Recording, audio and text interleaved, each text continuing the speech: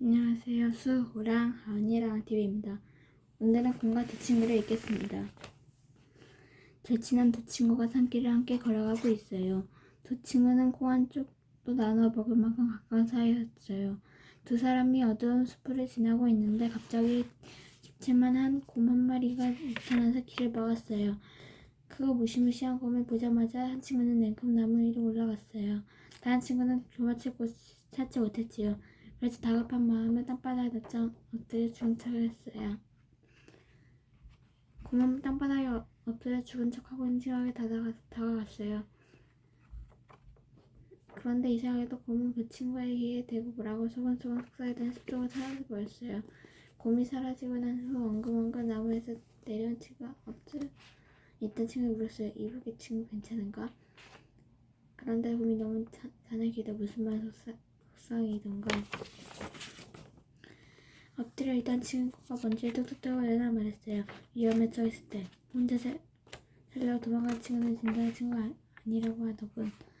이 이야기는 어릴 때 도와주는 친구가 진정한 친구라는 교훈을 담고 있습니다. 2편을 읽겠습니다. 강검찬 장군. 지금으로부터 1000여 년 전 고려 어느 마을에 한 아기가 태어났습니다. 아기의 울음소리가 아주 울음서서 마을 사람들은 앞으로 아기가 큰 인물이 되겠다고 말했습니다. 이 아기가 바로 훗날 외적을 물리치고 고려를 구한 강하찬 장군입니다. 강하찬은 어릴 적 문집은 작아도 행동이 바르고 성격이 대범하여 칭찬을 많이 받았습니다. 키가 작아 친구들에게 놀림을 받았지만 소녀 강하찬은 화를 내거나 기분 나빠하지 않았습니다. 꾸준히 공부를 한 강하찬은 36살이 되어 드디어 과거 시험에서 장원급제를 하였습니다. 비록 아버지께서 돌아가신 뒤라 기쁨을 안겨드리지 못하여 안타까웠지만 고래의 수령이 된 강하찬은 백성의 사랑을 보살펴주었습니다. 강하찬이 71살이 되었던 해였습니다. 걸핏하여 고래를 넘보던 거란이 10만 대군을 앞세워 쳐들었습니다. 강하찬은 지혜를 발휘하여 거란의 군사들을 무찔렀습니다. 거란을 물리친 강하찬은 큰 상을 받았습니다. 3편 읽겠습니다. 높게 매달린 과일바구니. 두 남자가 정글 여행을 떠났습니다. 기나긴 여행을 지치고 허기져 한 발 한 발 내딛는 조차 힘들었습니다. 힘겹게 계속 걸어가던 두 남자는 커다란 집밭을 발견했습니다. 오랫동안 주인이 없었던지 집안은 곳곳 낡아 보였습니다. 그런데 이상하게도 집의 천장에는 먹음직스러운 과일이 대롱대롱 매달려 있었습니다. 두 남자는 바구니에 있는 침을 꾹꾹 삼켰습니다. 바구니에 든 과일을 꺼내려 하지만 천장이 너무 높아 손이 닿지 않았습니다. 한 남자가 말했습니다. 나는 포기하겠네요. 바구니가 너무 높은 곳에 매달려 있어서 과일을 꺼내기는 어렵겠어. 한 남자는 다른 곳을 가서 먹겠다면 집을 나갔습니다. 하지만 집에 남은 다른 남자는 끝까지 포기하지 않고 생각했습니다. 저렇게 높은 곳에 있는 바위에 매달린다면 누군가를 매달렸다는 뜻이야. 나나자 낡은 집 안방을 들분들분 살짝 뒤졌습니다. 결국 남자는 누군 과일을 매달았을 때 처자리를 집 밖에 찾았습니다. 남자는 사다리를 이용해 과일을 꺼내 먹고 허기를 달랠 수 있었습니다. 4편을 읽겠습니다. 꽃보다 아름다운 정직함.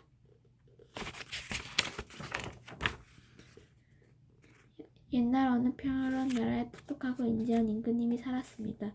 임금님은 백성들의 마음이 얼마나 정직한지를 알고 싶었습니다. 그래서 신하를 불러 백성들에게 여러 종류로 꽃이와 화분을 골고루 나눠주고 1년 뒤에 가장 예쁘고 탐스러운 꽃을 피운 사람은 큰 상을 내리겠다고 했습니다. 물론 임금님이 나눠준 꽃이 예쁜 꽃을 갖고 간다는 것이었습니다. 어느덧 1년이 지났습니다. 각 집집마다 예쁜 꽃을 갖고 나라고 야단 법석을 떨었습니다. 임금님이 약속한 날에 내어 신하들을 데리고 길가에 빽빽하게 가져갔어요. 그때 보면 지나갔습니다. 소란스러운 국화꽃을 피운 화분도 있었고 눈에 떼서게 붉은 빛을 한 장미꽃도 있었습니다.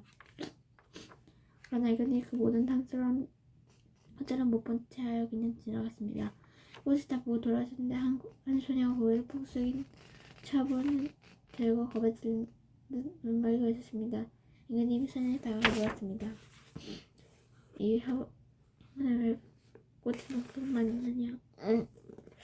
아무리 상상과 머리쳐도 노력해도 외딴에 지나도 짝이 트지 않았습니다. 손을 결정에 막혀 이렇게 대답했습니다. 손님 말은 들은 이름을 꽉꽉거렸어요. 손님에게 큰 사가 내려가 명령했습니다. 어리진절한 신난대가 모이는 사람들이 향해 이거님 이렇게 말했습니다. 심이 내린 꽃이는 꽃이가 아니라 꽃이처럼 생긴 십소각이었으나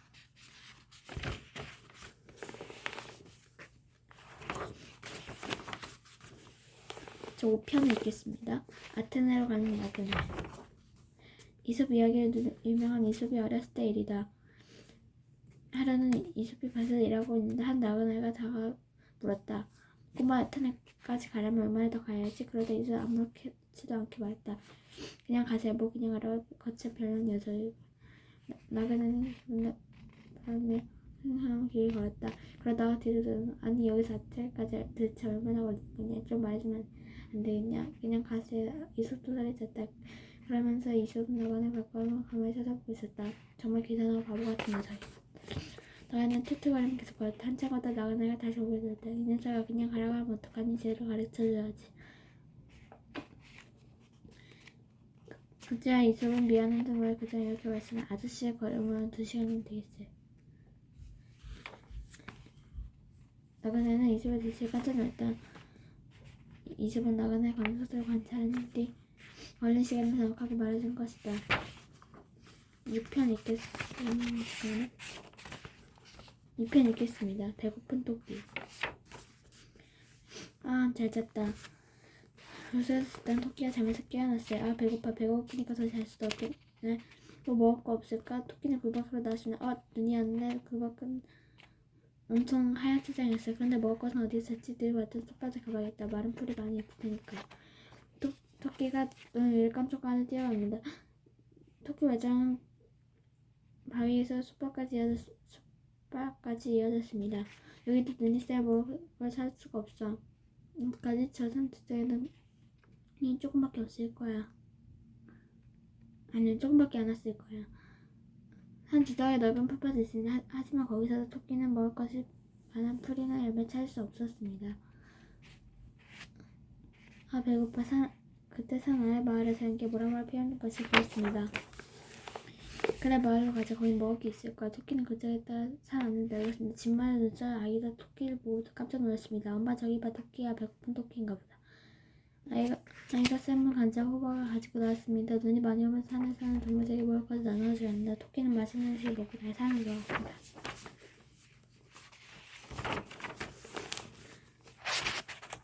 7편 공주를 살린 마법의 사망제.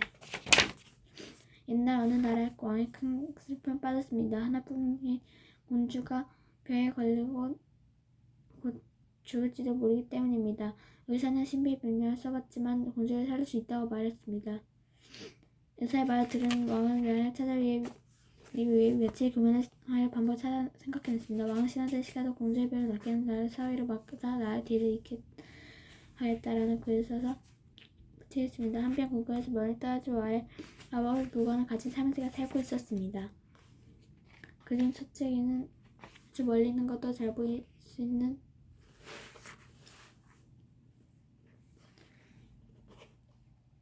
마법의 망령이 있는데 우연히 왕이 쓴 글을 보게 되었습니다.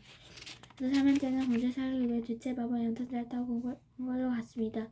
변덕 공주의 힘든 미소를 본 셋째는 자신의 마법을 사용 공주에게 먹여 용서는 근처에 자리를 털고 일어났습니다. 이를 지켜본 신하들은 사명제에게 박수갈채를 보냈습니다. 왕은 사명제는 누구의 공주의 신랑가부를 삼을지 고민하다 결국 마법의 사과를 가지고 첫째의 사례를 맞이하여 나라를 다스리게 했습니다. 마법과 엘레차를 가진 첫째와 둘째는 여전히 그 마법의 물건들을 가지고 있었습니다. 하지만 사과를 가진 셋째는 혼주기 위해서 자신의 모든 것들을 내줬던 것입니다. 왕이 된 셋째는 줄 아끼고 마법의 물건들을 가지고 현대가도 사회적으로 지내는 나라를 다스렸습니다. 8편 칠별이 나의 선물. 이게 좀 친절하네요. 비가 내리는 어느 날 가구점에 모여있는 거리에 할머니 한 분이 여기저기 살펴보고 서 계셨다.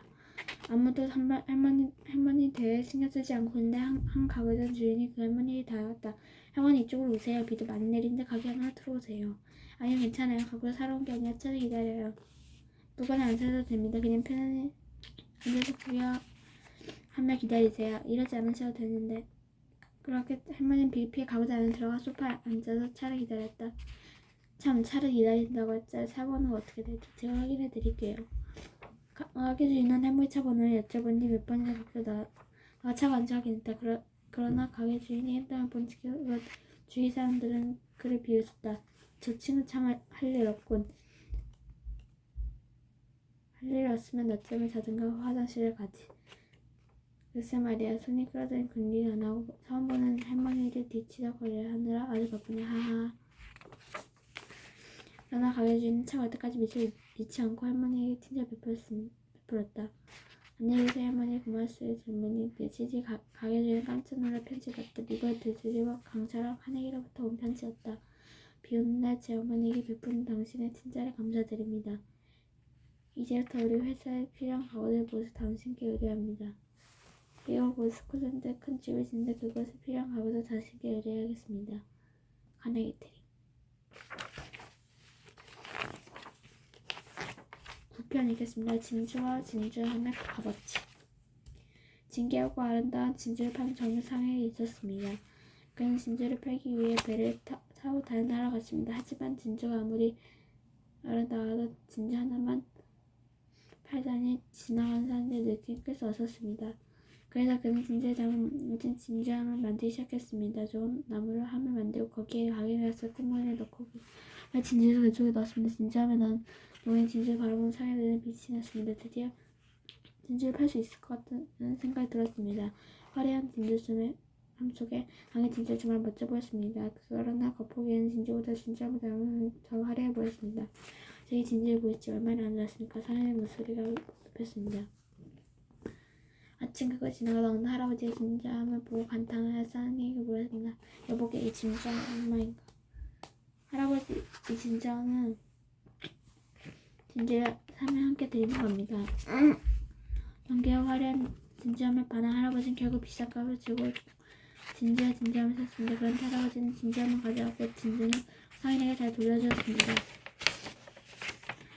아름다운 진주의 모습을 눈먼 아버지는 한 벌 진주함을 가져가서 어떤 것을 알지 못한 것이었습니다. 마지막입니다. 10편. 당나귀를 물에 빠뜨린 아버지 아들. 아버지 아들이 당나귀 뼈로 장터를 나섰습니다. 당나귀를 앞세우고 아버지 아들은 그 뒤에 따라 걸었습니다. 당나귀를 타지 않고 먼지를 뒤집었으며 걷고 있는 부자의 본 말 안 하는 듯 먼저 사람들을 비웃으며 힘을 보았습니다. 그래서 아버지는 아들 당나귀를 태웠습니다. 그런데 저쪽에 아버지 친구들이 걸어도 이웃을 모두 화난 얼굴을 말했습니다. 애를 태우고 아버지를 걸어가더니 그렇게 키우면 애가 버릇이 없어져. 그러자 아버지는 아들 내리게 하고 자기가 올라탔습니다. 다른 마을을 지나가는데 이번에는 그 동네 할머니가 또 힘을 보았습니다. 어린이는 걷기 하고 어린이 타는 것처럼 이렇게 저렇게를 할 수 없었던 아버지는 아들도 몰락하게 했습니다. 한가와 주자를 태우자 당나귀는 기신백진하며 지진을 지쳤습니다. 내가 저번 스님이 내가 붙잡아 나면 당나귀는 장대에 메고 가라고 말했습니다. 스님이 시킨 대로 아버지 아들이 당나귀를 잔뜩 묶으며 다리를 지나갈 때 갑자기 당나귀 입에서 뿜으면서 뛰기 시작했습니다. 이 당나귀는 얌전히 있지 못해? 여자였지만 한 번에 당나귀가 더 심하게 내뛰는 바람에 상대가 뚝 하고 부러졌습니다. 그만 다리 아래 내물러 문두박지가 빠져버렸습니다. 깜짝 놀란 아버지와 아들이 갈바짓반 사이에 당나귀는 이미 저 멀리까지 떠내려갔습니다. 아버지는 한숨을 푹 쉬며 말했습니다. 아이고 이래 어쩌면 남의 말만 듣다가 이지게 되었구나. 슬프다.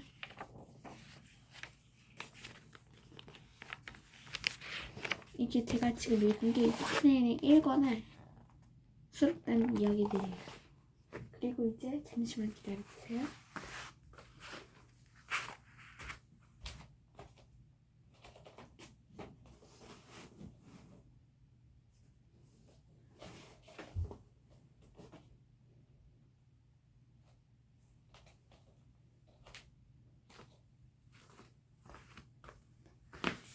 저 원래 따로 올렸는데 이거를 지금 다음 편에 올려드리겠습니다. 그럼 재밌게 보셨다면 구독, 좋아요 눌러주세요. 수아랑 한이랑 구독, 좋아요 부탁드립니다.